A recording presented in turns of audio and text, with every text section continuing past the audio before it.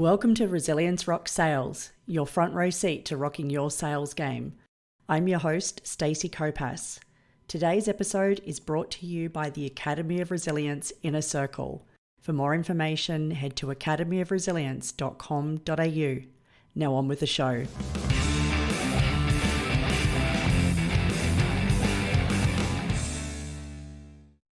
Hello and welcome to another episode of Resilience Rocks Sales. Today, I am joined with my good friend, Craig Schulze, who has an amazing story of resilience on so many aspects of his life and business, and so much that can share with us around sales as well. So I'm super excited to introduce you to Craig Schulze. Welcome to the show.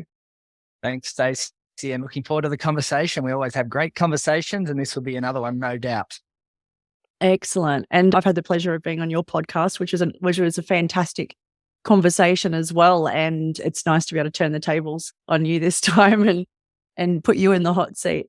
To get started, what I'd really love is, could you just share just a little bit about the Craig Schulze story with us? Yeah, look, my story is quite interesting. I grew up on the west coast of Tasmania and left home when I was 15. And I always say it wasn't because I wasn't loved. It was just because there was no opportunity, a small mining town. I left there, so 15 years of age. I put myself through school, university.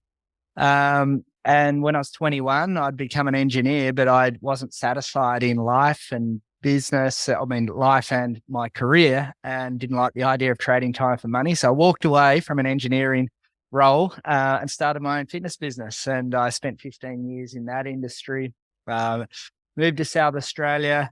And I say along that journey, I was homeless twice because I literally packed up my bags and moved from Queenstown, Tasmania to Hobart with nowhere to go. So I was just get in the car, drive there, work it out later. I did the same when I moved to South Australia. I had a car full of clothes and bag and moved there. And just when I got there, I worked it out. And I spent a lot of time in that industry. I didn't know anything about business, but where I lacked in business skills, life skills, I made up for the will to do whatever it takes to succeed. And when it's putting food on the table, that's a pretty big reason. And 3 years into my business career there, I was South Australia's Fitness Professional of the Year. So it was really my big first home run.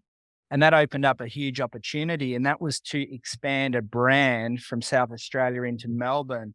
And I did that, and I started investing in property, moved to Melbourne. I opened up 22 fitness franchises. I owned 5 myself. And everything I was doing at the time was really like, it was touching gold, really. And the global financial crisis came through and nearly wiped me out. So that was an 18-month journey of what I say I was living off egg sandwiches for about 18 months just to get by, because I just didn't have the cash flow and banks stopped lending money. And I was just playing the game right on the edge, massive risk taker. And I got through that. But I said at that time, and you can ask questions about each part of this journey, but that time I said, I'll never be in this position again. Then for the next 10 years, I built an e-commerce business into 100 years. And I say my biggest challenge in life was in 2014. It was really business and life had really got back on track. I just had my first real big 7-figure income year, and my wife and I were ready to have a child. And we walk into hospital, and it was they said there was no heartbeat and it was a stillborn. And that really turned my whole philosophy on life and perspective on life into a different direction. And I wanted to leave a message to the world about the one shot at life, and wrote a book and had a podcast, which you've been on it because you've done that. And then, I've got business all around the world. I'm an investor, invested in property, speak all over the world, and just really out there empowering people to make the most of their one shot at life. So that's sort of, 23 years, 25 years in a bit of a nutshell. Yeah, like my goodness, there's so much that you've done. And I love that, as you said, you just packed up a car and went. And because so often people don't even have a crack at something because they don't have the detailed 10-year plan. So they don't even take the first step. And you didn't even know what, really, all you knew was that first step. And it was like, I'll take it. And then just on that point, I burnt the boats, the philosophy of burnt the boats, and there's just no turning back. But when I'm giving people guidance and advice, I actually probably say, make sure that you can put food on the table before you take the big leap forward, because I know my, let's call it resilience, and my desires and my ability to do whatever it takes to have success. But a lot of people, comfort is a really important thing for them. So when I'm giving people, you want to live life on your terms, or you want to get ahead in life, I say, starting a side hustle can be a great way to earn extra cash flow, but don't go all in on all in until you're comfortable in doing that. So yeah, I've burnt my boats a couple of times. Yeah, I can relate because I've done the same a couple of times as well, and so often people will ask you, "So how did you," and you probably have similar, "How did you write, how did you publish a book, and how did you get these speaking gigs, and how did you do all that? And how did you, do your business like that?" And I'm just like, "Okay, this is how I did it, but I don't advise I don't advise it either because I did similar." It's like I picked a date to leave my job, and the intention was to be in a financial thing, but I was so wedded to that date that I wasn't in a position financially. But you work your tail off to make it work. But I think, as you said, having a side hustle, having a plan to do things in parallel until you're in such place where, I guess it's like, you don't wait until you're very ready because then you'll never actually do it. But if I sort of got enough of a security or cash flow in that side hustle in order to then make that leap, then it's a much smarter way to do it, and it can save people a hell of a lot of stress in the process as well, can't it? The system's not in your favor if you think you're going to get ahead just trading time for money for the 40-year plan.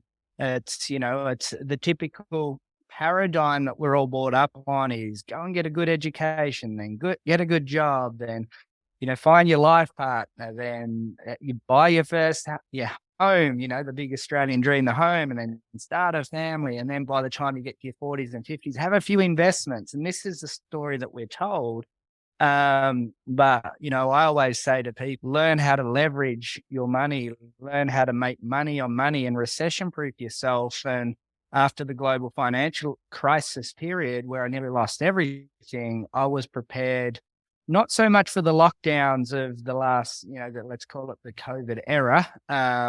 But I was in a position where I had choices. And if I had my fitness clubs during that business, it would have been a complete wipeout with 300 days of lockdown in Melbourne. But I was in a position with choices, and it was all around, not believing in the philosophy of trading time for money. And that's probably one of the biggest things that have sort of put me in good stead along my journey. So speaking of that, can you just share a little bit more about what was that process, obviously, with the GFC and the impact that had? And you sort of shared about the 18 months of egg sandwiches and things like that. But what were the key things that you did to ensure that you weren't going to be in that position again? Mm. Well, I think the biggest lesson I learned, I started my first business in 2002, and I was just building a business, and there wasn't any economic downturn. So the GFC was really my first experience of like, a dot-com bubble or a tech crash or whatever that happened along prior to 2002. So I was just making money. And I had a mentor who said, Craig, I want to teach you how to invest in properties. So I'd started buying properties, building business for cash flow, investing in properties. And I'm going, gee, this is a bit of an easy game. So I was a bit of too much of a risk taker. So when there was new franchises available, I was investing in those franchises. And then when the global financial crisis hit, there was 2 or 3 things that happened that really just put me in all sorts of trouble. So my risk management profile was really non-existent. I just thought more businesses, more cash flow, more property. It just made sense to me. So experience is probably something that I learned the hard way, unfortunately. But what happened in the GFC? The bank stopped lending money. So when I was going out to sell franchises, the potential franchisee couldn't get the finance to buy the business. So I had franchises I couldn't sell because of that scenario. Not only that, banks stopped lending money for the fit outs for the franchises. So I just signed 2 contracts where the banks basically wouldn't fund them. And I had to use all the equity, everything on my property. So I put absolutely everything on the market, on there, just to fund the fit outs of those two businesses. Then there was the US dollar change, and I had equipment coming in from America. So all of a sudden, I went from paying, say, 75 cents in the dollar to 55 cents in the dollar. So my equipment costs went up like $100,000 overnight. And then because gyms during tough economic times, they're considered luxury or discretionary type of items, people were saying to me, Craig, I love you. You've been my trainer for a long time, but we're tightening our belts. And so those four things, if I had one more thing, probably would have been easier for me to shut the doors on everything and just saying, start again. But I said, look, I'm going to just work hard and do whatever it takes to keep it going. So I felt like I was working for nothing for like 18 months. I just had enough to pay my own mortgage, get by with food, and live very, very, very on a tight road. But while I was going through that, I started a bit of a side hustle, and I just said to myself, the lesson I learnt here was I've got to manage risk more and look and bounce ideas off people a little bit more. So sort of add more dimension. So I couldn't, just in case there was something that I wasn't seeing. So every business decision, every property investment, every investment I've made in private companies since then, I've had it nearly cross-examined by more than just my eyes. And again, that's just through experience of going through that tough times and actually feeling it. When I'm talking about it, I actually go, oh, I'm getting cold shivers going, that was just a horrible time, because I was in a position where I started having choices for life. I lost my identity during that time. I went from what I classified as a successful businessman, entrepreneur, having choices in life, to basically only just being able to put food on the table. And that was just another crushing experience in its own right. Just when you were describing all of those things, I could feel the physical stress in my body.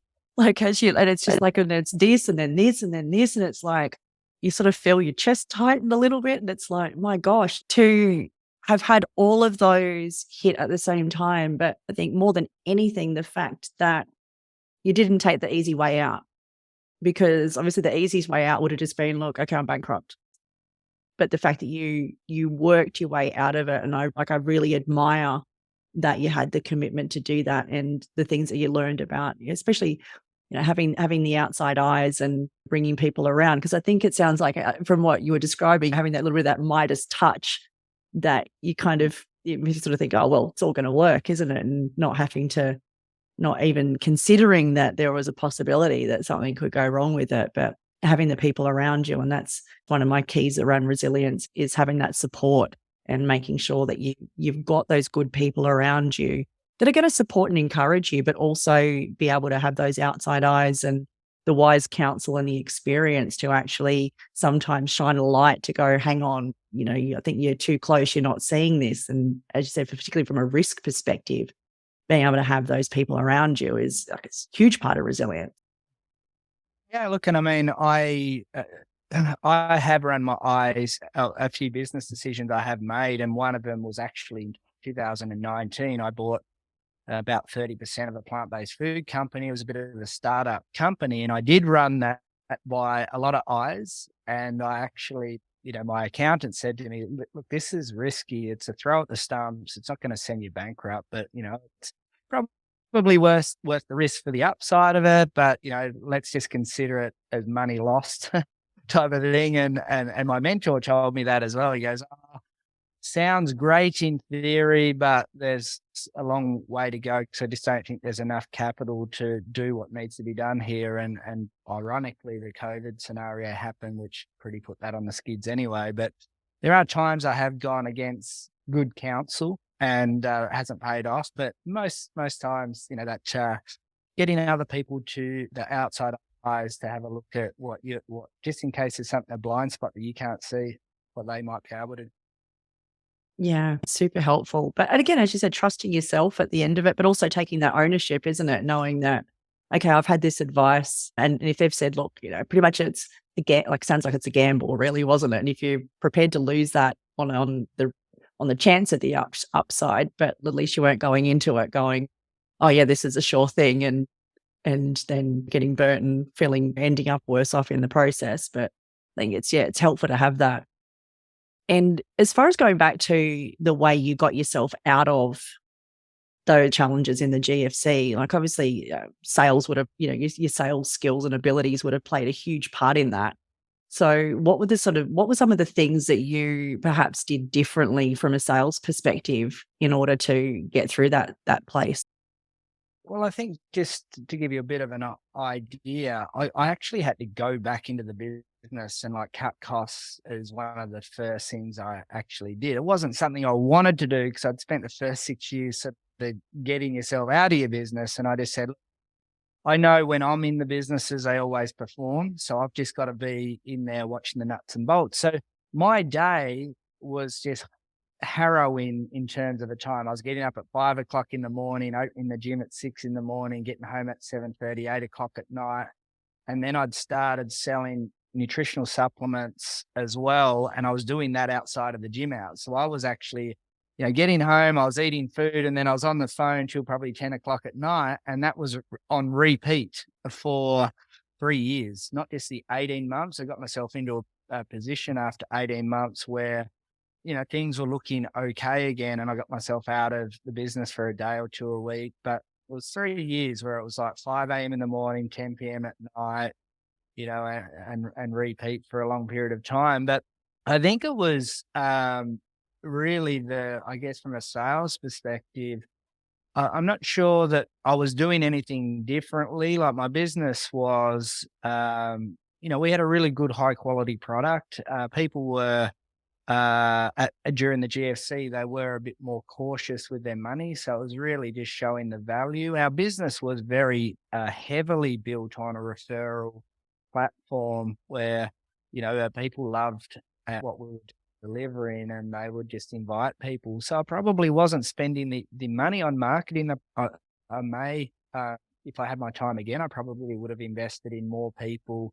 As a lot of people say, when people are tightening their belts in marketing, it's often a good time for you to spend more on marketing. So I could have probably invested a bit more there. But I had a really good, rock solid, what I call active referral program. And that was not just relying on referrals, it was actually in the sales process when people were doing a 1 week promotion at the gym, I was actually planting the seed that if they were inviting people into the gym at the time of their referral, they get their first month free. So if you like what you see, you get it. So I would just say probably I really had a strong emphasis on an actually active referral program rather than just saying, we have a good product. Our business relies on referrals. I was actually doing things along the way to actively promote referrals and give people rewards for doing that and grew that way.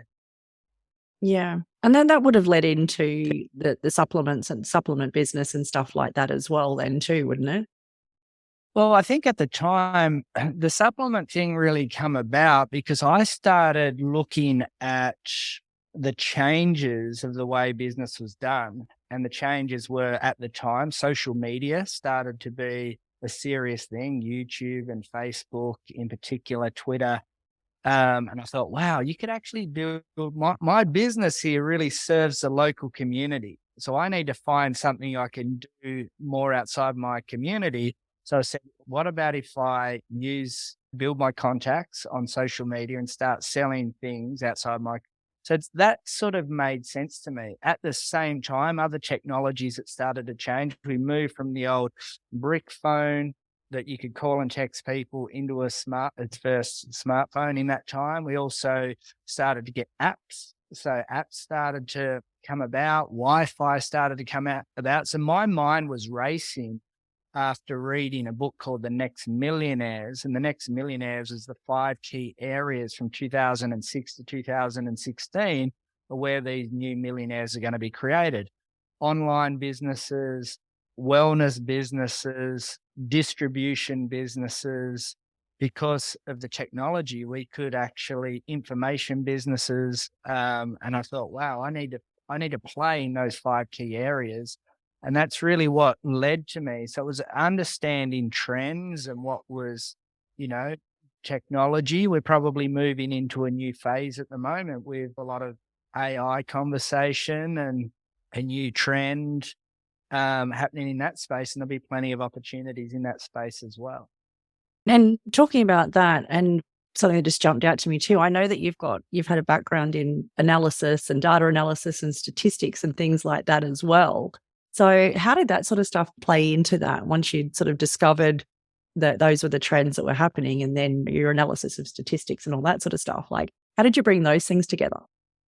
Oh, look, I mean, I look at data and I just can see patterns, and I can, like, gee, even when I was at school, I was a maths and a science and a physics and that type of, wasn't very good at English and social science and all of those type of, I guess, school subjects. So when I went into university, a lot of my stuff was in engineering and really looking at numbers and so on. My honors thesis was actually called Making Sense of Census Data. And that was pulling apart the entire census and actually building stories to effectively create legislation or patterns. So I pulled apart the entire census for the state of Tasmania, and I said, look, we've got aging populations here. These are the type of services that we need. So a lot of my thinking in life is really around logic, common sense, looking at numbers, reading a story. So if somebody says to me, this is what's happening in the world, and I look at it and say, gee, that doesn't make much sense. I can see that quite easily. So when I was looking at opportunities, for example, similar sort of way it plays out, I'll look at trends and what's happening. And, so I bought, for example, my first Bitcoin in 2017, when Bitcoin was on its first real big run from a few $100s to a few $1,000s. And I just looked at the concept and the story and the possibility. I wasn't going all in on that scenario, but I thought there's going to be a really big trend in this space in the future. And I'm not going to go and sell the house to go and buy a whole heap of stuff, because as I wrote, if you want to go and look at two Facebook posts I wrote in 2017, it was actually about, I love the idea of Bitcoin, but if you understand the macro economy, there's no way government, there's no way the banking system are going to let a people's bank run the world under a decentralized model. So I guess my brain probably works that way, which is, really, it's really logical. I just look at stuff and say, that makes sense, that doesn't make sense. You can see that pattern there, you can't see that pattern there, and just really like draw the story from there. Yeah, which definitely ties in well to what's happened over the last 3 years. And you've been somebody that has spoken about that a lot over the last 3 years. And it definitely has, it's gone against the mainstream, it's gone against the narrative, and it's ruffled some feathers, and it's caused, I know that it's been a difficult thing to stand up and share what you're seeing and question things publicly. What's that been like for you, particularly from a resilience perspective, when you're copping a lot of flack for sharing you're essentially sharing what you're seeing and questioning what you're seeing? Yeah, look, I mean, for me, you have to understand too, Stacey, being a personal trainer for 15 years, I was Mr. Plain Vanilla.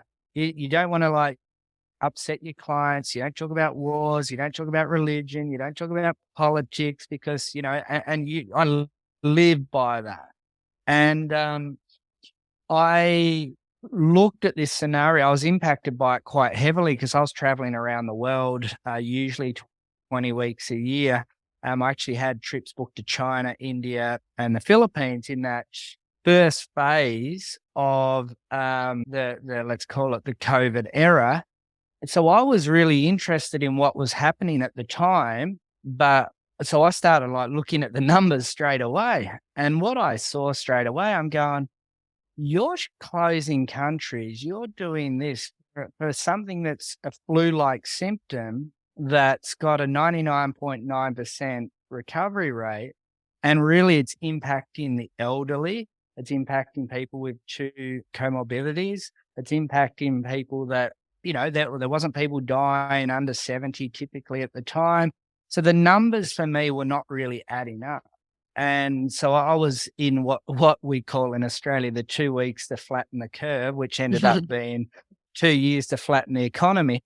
I was like really, head deep in data and looking and breaking down and analyzing.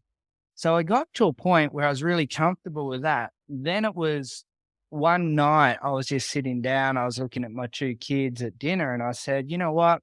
This isn't right. This doesn't make any sense, and the way we're going, if we close the economy, we're gonna wreck the economy." We've been down this path before the global financial crisis. I've got 2 little kids. I would hate the fact that in 20 years' time, if they were living enslaved in a system that wasn't work, and they asked me, "Daddy, what did you do back in 2020 when all this really started blowing up?" And I had to say nothing.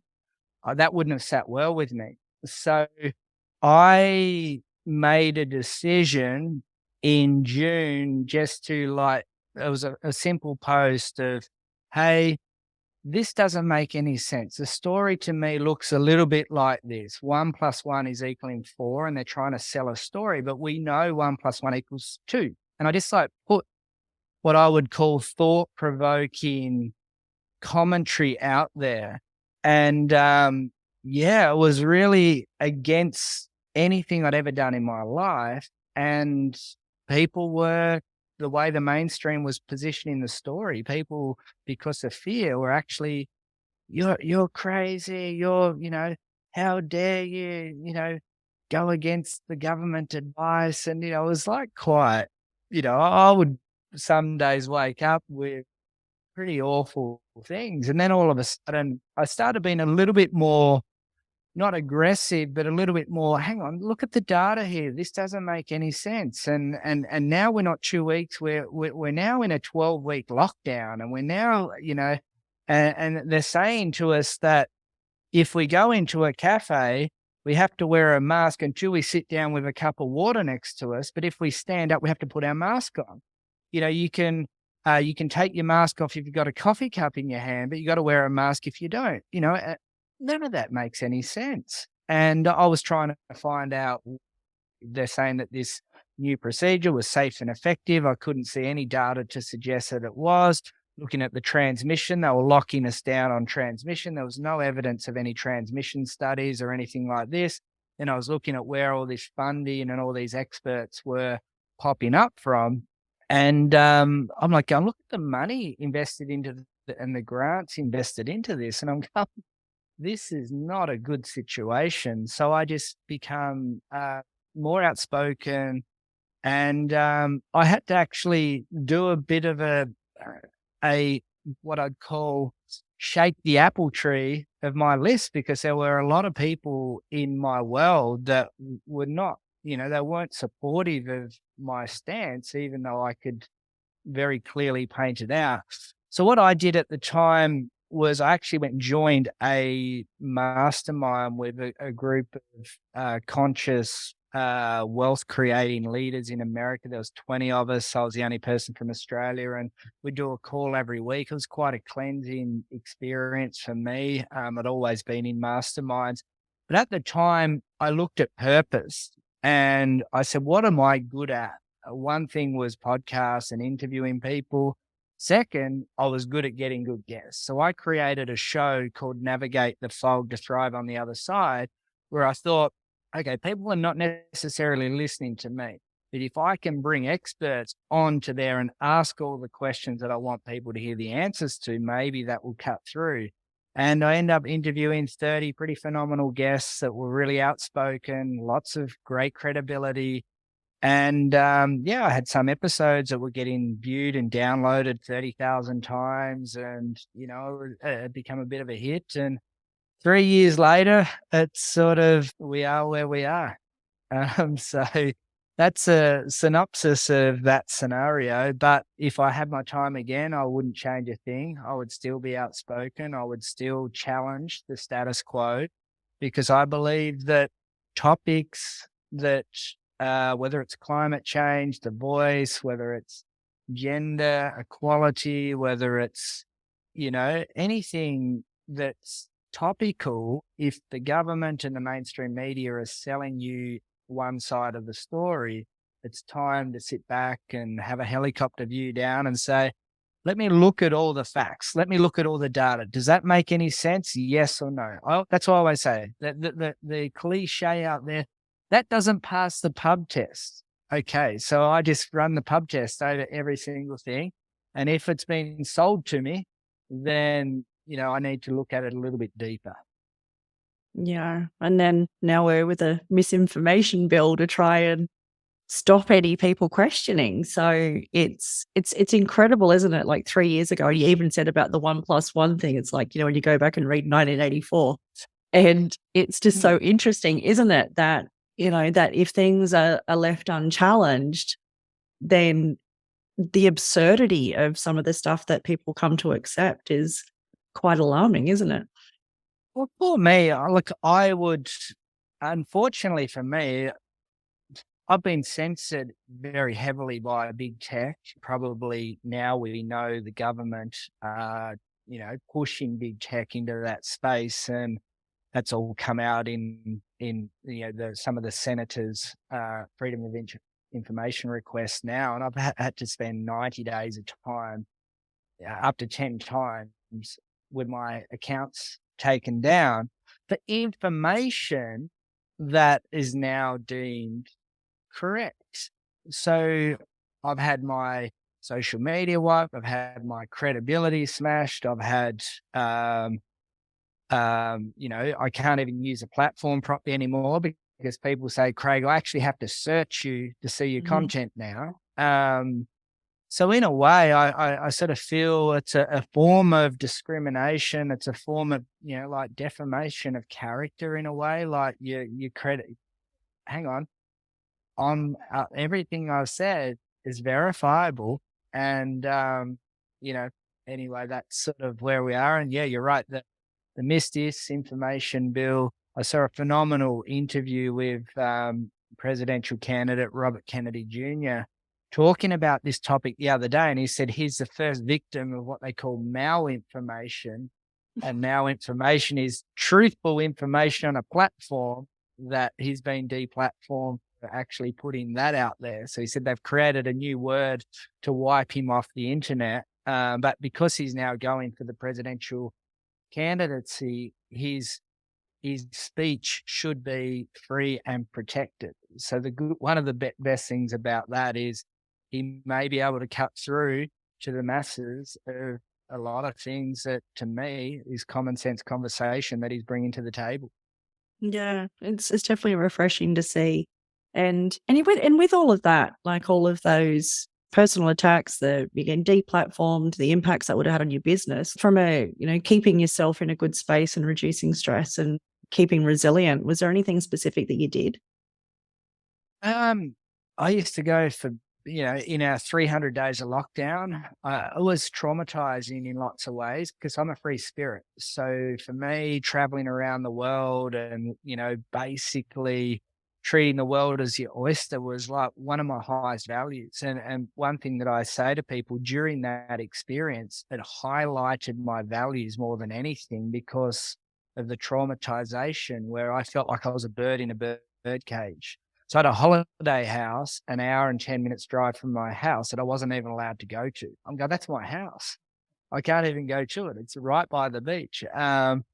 But I always say truth, love, and freedom really just stood out like a sore thumb as my highest values.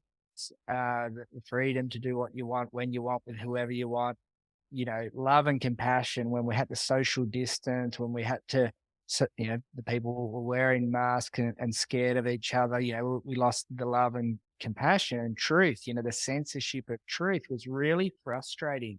So for our 1 hour a day, which I just took as long as I want, I would go for long walks and I would listen to really high quality podcasts. Overnight, I used to listen to peaceful music to help me get to sleep because your mind would race. You would be going, this is so obvious. Nobody can see it. And the government's trying to enslave us here at the moment and enforce more restrictions and not let kids go to parks. And if you went outside of 5 kilometers or if you went for a walk at 9 p.m. at night, all of a sudden you're a risk to society. Like, none of that makes any sense.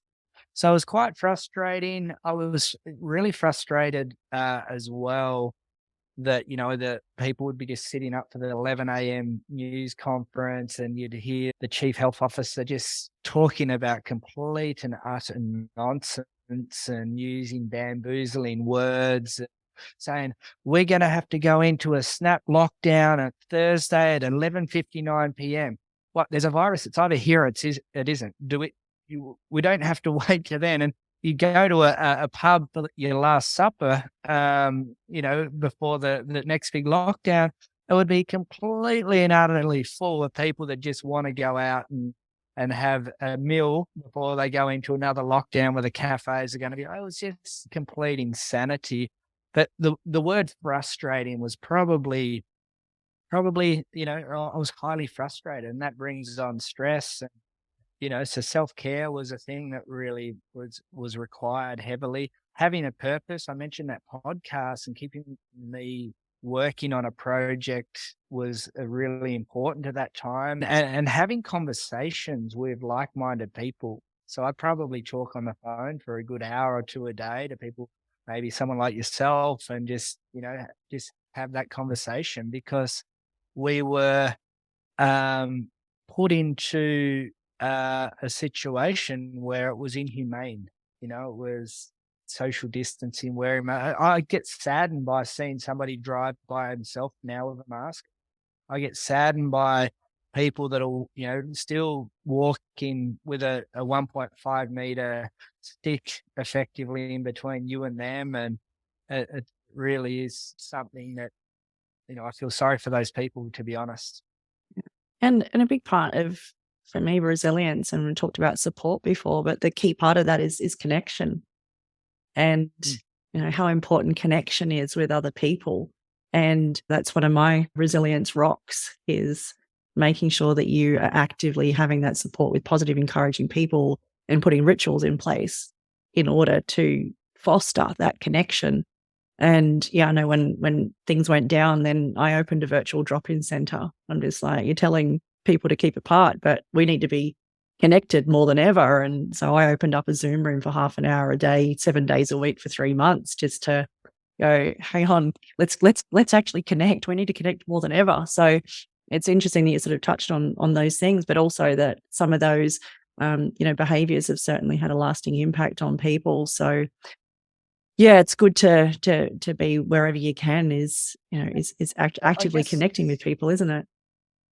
One of the things too was, this is one of the biggest problems we have right now, is we're always only seeing one side of a story. So I just say to people, keep an open mind, right, to anything. So for me, I was trying to stay informed. So at the time, if I was going to be out there trying to interview someone like Dr. Peter McCullough, who's the most researched doctor in the world, but highly ridiculed, even though he's got more published papers on COVID than anyone on the planet, I was trying to stay informed, because one side of the story was not being told. So during that phase, I wanted to know that, am I actually getting the right information here, or is there something I'm missing? So at that time, it was keeping an open mind. Maybe what Premier Daniel Andrews or someone saying is not necessarily the truth, and just staying informed. Yeah, and look, you've done a good job of that, and you've done a great job of then disseminating the stuff that you've uncovered as well. So no, I really have had a lot of admiration and respect for the way that you've tackled this year, and especially coming from, as you said, you came from being that person that was, you used the word vanilla, and you weren't going to share any controversial topics in order to make sure that you weren't getting people offside in your business or anything like that. So it's been admirable to see that journey over those years, and just like I said, just so many things, like the setbacks in life, the setbacks in business, and then putting yourself out there and having those challenges. I think we can learn a lot from the way that you've approached all of these different challenges in your life. And I'd love to hear a bit more about so where are things at for you now? What are you working on? What are you excited about? Look, I mean, I've been traveling a little bit over the last 12 months, so back to trying to do that. Again, I haven't enjoyed traveling as much and I haven't as looked forward to it. And I think some of it is, unfortunately, blowback from the COVID era. So my last 4 international trips have had 8-hour plane delays, cancelled flights a day before flying. My recent one, my flights just kept getting cancelled for 3 days in a row.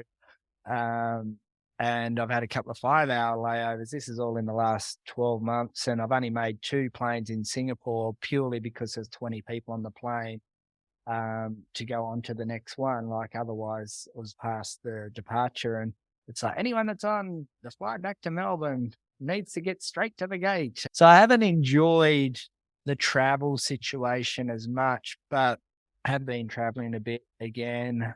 Been doing a few speaking gigs, still looking out there, looking for, to empower businesses, entrepreneurs, people in speaking. A podcast, I've got about 30 episodes I'm about to release. I've interviewed some phenomenal guests on that.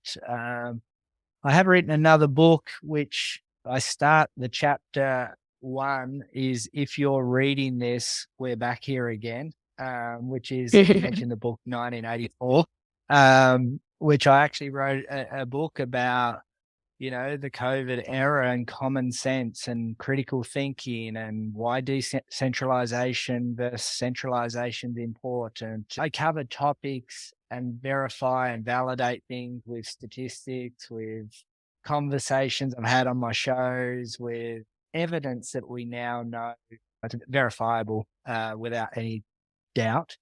But I'm not necessarily planning on releasing that unless we go back into that darkness again. And it's really written as a manuscript or a blueprint or a book that that people can go, gee, wow, we are literally, repeating history again. So it'll be hopefully never sees the light of day.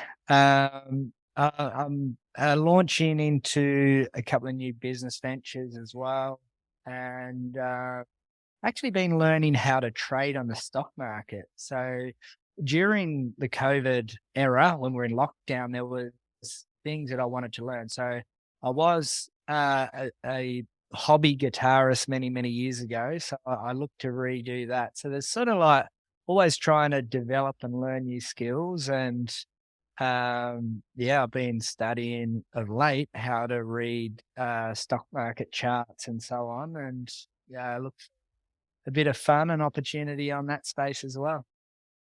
Wow, there's so much there. And I love that you mentioned reacquainting yourself with your guitar, because music is definitely part of this resilience rocks part. Talking about the music is just you can change your state in 3 to 5 minutes through the course of a song. And so I've actually curated a playlist on Spotify called Resilience Rocks, and it's just filled with songs that if you're in one of those moments where you need a bit of a lift, you need to rejig the energy, get yourself in a good space, fire yourself up perhaps for a sales call or things like that. So I'd love to know, what's your go-to song? If you need to do that for yourself, what's your go-to?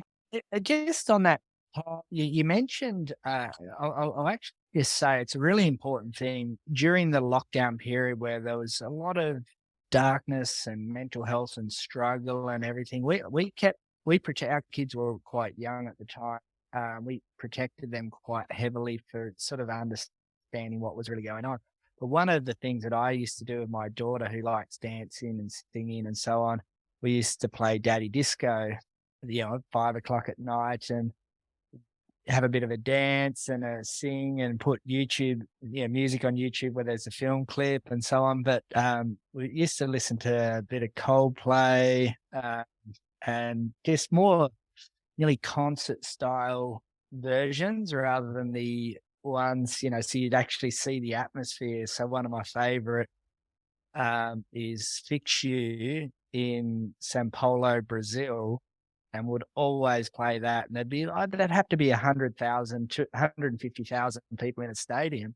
But it used to really touch my emotions because we were living in this sanitized society, whereas in this stadium, there's a phenomenal performance and everyone was just hugging each other and having such a good time. And that was also the song we played at my son's funeral, where I was walking down the aisle carrying a coffin type of thing. And that was the song we played. So like that there, if I listened to that song, and I'd probably play that 2 or 3 times a night during that period.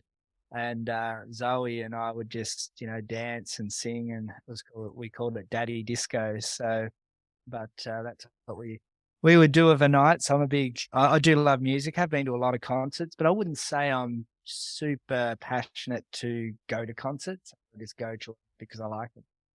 It's interesting. It's the concerts were something I missed so much over the last few years, but I found myself, I haven't really gotten back into them as much as I did, but the connection to music is just so important. So I will add that version of Fix You, the live version from Sao Paulo, and I will look that up on Spotify. I will add it to the playlist in your honor. So thank you so much for contributing that. And I've just really loved our conversation, and I think this would be something that it'd be good to come back and revisit and dig into in depth on more aspects of sales and resilience and just your experiences and perspectives. If people would like to continue the conversation beyond here with you, where's the best place for people to connect with you? Look, just my name, Craig Schulze. So in the show notes, craigschulze.com is where my main hub is. The oneshotmovement.com as well. I have a website for that, which just has my book and a lead into my podcast there. If you like great conversations as well, I have a podcast, the One Shot Movement podcast. I've interviewed some pretty phenomenal people. You've been a great guest on that show yourself. So find Stacey's story on there as well. But yeah, if you, LinkedIn's probably my business channel I use. So not just my name on LinkedIn. My Facebook channel's been completely and utterly obliterated from censorship. So if you like activism type of conversation, you can follow me on Facebook, but I'm not sure how long I'll survive there. Yeah, that's probably all the places you can find me. Yeah, awesome. Thank you so much. And I definitely recommend getting a copy of the book. It's a fantastic read. And the podcast, I definitely immersed heavily in the podcast and definitely recommend that too. So thanks again for coming and joining us and sharing today. And until the next episode of Resilience Rocks Sales, be your best. Thanks for joining us again this week on Resilience Rocks Sales. Don't just listen though, take action. The best sales professionals are always learning. Head over to resiliencerocks.com now to go backstage and get the resources mentioned today to help rock your sales goals.